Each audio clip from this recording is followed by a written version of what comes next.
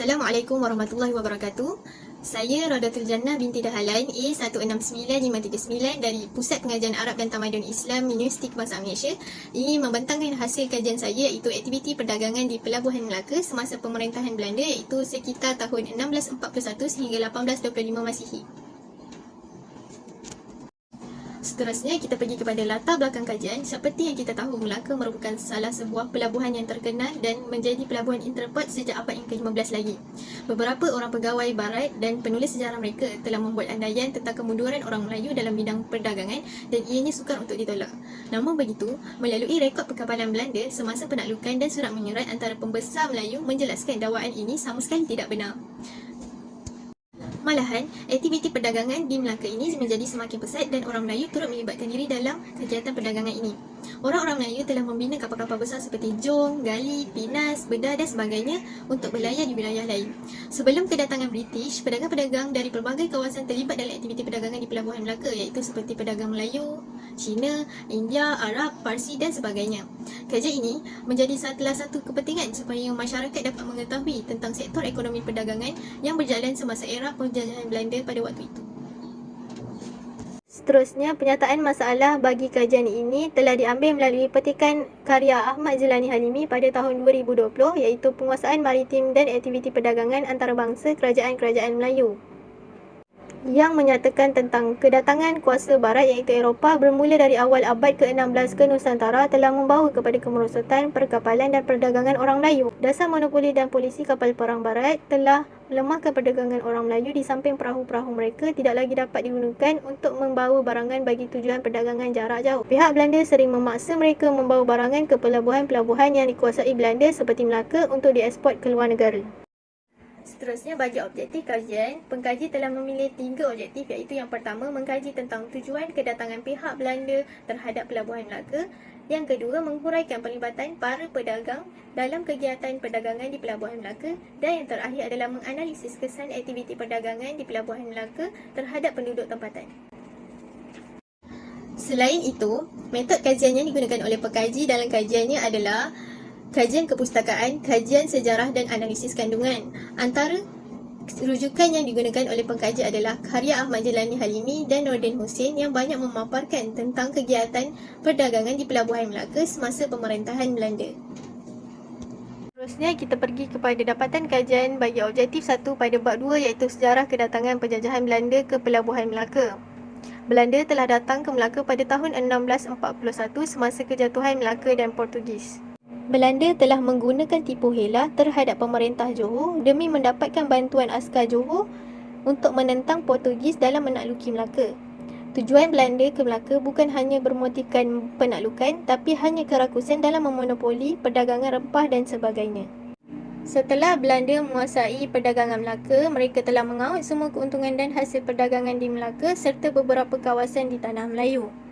Belanda telah mentadbir Melaka termasuklah dalam hal ehwal perdagangan serta perkara-perkara yang mendatangkan keuntungan daripada hasil Melaka.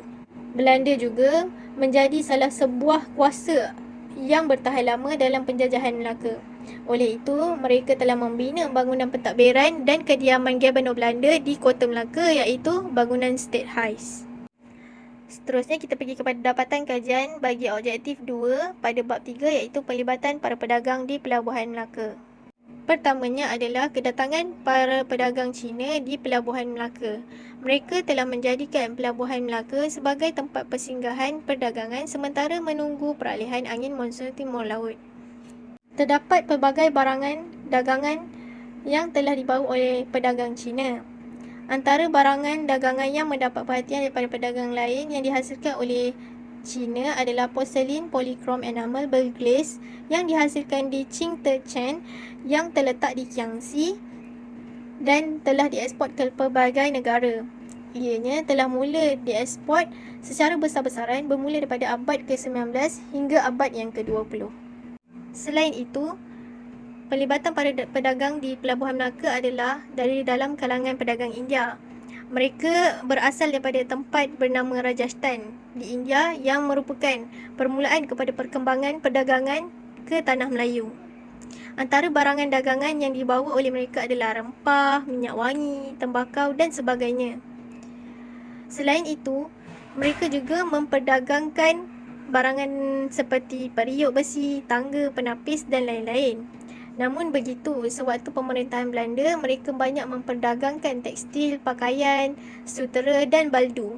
Kebanyakan tekstil yang dihasilkan adalah diusahakan oleh pedagang India yang berketurunan Gujarat dan beragama Islam. Akhir sekali adalah pelibatan para pedagang Arab di pelabuhan Melaka. Akibat daripada penguasaan Belanda yang ketat ke atas para pedagang, kedatangan pedagang Arab ketika Belanda menjajah di Melaka adalah kurang berbanding daripada abad yang ke-15. Oleh itu, barang dagangan yang dibawa oleh pedagang Arab adalah sikit dan antaranya adalah beras, kopi, rempah dan sebagainya. Di samping itu, penggunaan mata wang juga menjadi salah satu elemen penting dalam aktiviti perdagangan di pelabuhan Melaka. Pada awalnya, mereka telah menggunakan sistem barter dalam aktiviti perdagangan. Oleh itu, kegunaan ini telah ditukar kepada penggunaan sistem mata wang. Jenis mata wang yang digunakan adalah masih sama seperti Portugis iaitu Kalen, Cassius, Riz dan Sitis yang diperbuat daripada timah. Manakala, bagi jenis mata wang bazar ukur pula hanya digunakan di kedai-kedai kecil. Jenis mata wang dolar juga digunakan, namun ianya hanyalah untuk aktiviti perdagangan antarabangsa. Selain itu, Belanda juga telah menciptakan wang daripada emas dan perak, namun ianya hanya untuk menjadi bekalan shilling di Melaka. Selain itu, pegawai perdagangan turut memainkan peranan penting dalam aktiviti perdagangan di pelabuhan Melaka. Antara jawatan yang memainkan peranan semasa pemerintahan Belanda adalah Shah Bandar.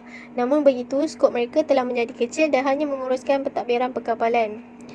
Seterusnya, ianya telah dibantu oleh pegawai Belanda yang telah mengambil tugas dan melakukan perubahan terhadap peraturan perdagangan, iaitu mereka telah mengenakan pas pelayaran kepada para pedagang yang ingin berdagang di Pelabuhan Melaka. Malahan, mereka telah membuat rendaan di Pelabuhan Melaka secara berkala. Selain itu, urusan pencukaian dan kemasukan para pedagang juga diuruskan oleh pegawai Belanda. Dapatan kajian yang terakhir adalah pada bab 4 iaitu objektif ketiga, kesan aktiviti perdagangan di Pelabuhan Melaka terhadap penduduk tempatan. Yang pertama adalah situasi ekonomi dan perdagangan. Situasi ekonomi dan perdagangan di Pelabuhan Melaka berada dalam keadaan yang stabil serta kemasukan kapal dagang di Pelabuhan Melaka semakin meningkat. Malahan, Pelabuhan Melaka masih menjadi antara pelabuhan yang utama dalam perdagangan. Perubahan yang berlaku di Pelabuhan Melaka juga tidak ketara, namun peraturan perdagangan yang ditetapkan Belanda agak ketat. Antara peraturan perdagangan yang ditetapkan oleh Belanda adalah pas pelayaran yang diperlukan oleh para pedagang untuk memasuki ke Pelabuhan Melaka bagi menjalankan aktiviti perdagangan di Melaka serta rendaan yang dibuat ke atas para pedagang yang berdagang di Melaka. Seterusnya adalah pembangunan masyarakat dan sosial menjadi antara salah satu kesan aktiviti perdagangan di Pelabuhan Melaka semasa pemerintahan Belanda. Ianya telah membina satu komuniti yang harmonis serta penempatan penduduk yang terdiri daripada pelbagai kaum. Selain itu, pekerjaan yang pelbagai dan melibatkan etnik yang berlainan serta pembinaan tempat sembahyang bagi setiap etnik. Kerjasama dan hubungan perdagangan yang dibina dapat membentuk kesejahteraan masyarakat pada masa akan datang. Di samping itu, cabaran aspek politik menjadi satu impak kepada aktiviti perdagangan di Pelabuhan Melaka.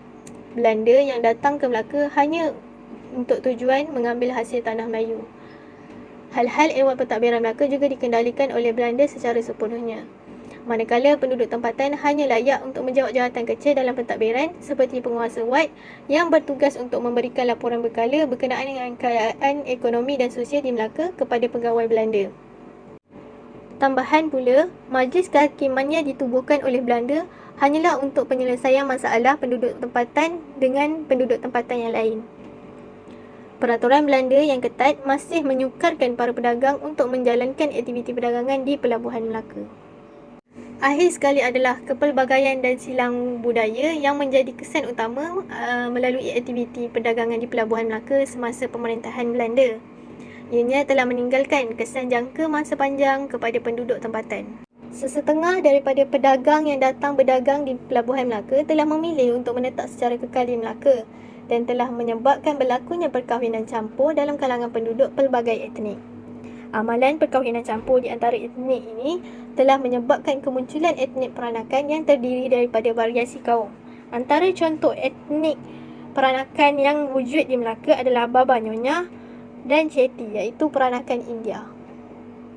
Oleh itu, aktiviti perdagangan di Pelabuhan Melaka semasa pemerintahan Belanda telah mewujudkan kepelbagaian dan silang budaya pada masyarakat Melaka.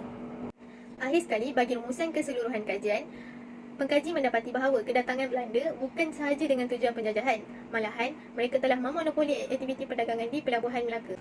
Seterusnya, kemunculan para pedagang daripada China, India maupun Arab telah merancakkan ekonomi di Melaka. Tambahan pula, ianya telah memberikan manfaat kepada kedua-dua belah pihak. Dan yang terakhir, aktiviti perdagangan di Pelabuhan Melaka semasa pemerintahan Belanda telah meninggalkan kesan yang mendalam kepada masyarakat sehingga kini. Antara kesan yang boleh diperolehi adalah kewujudan masyarakat yang harmoni dan pelbagai.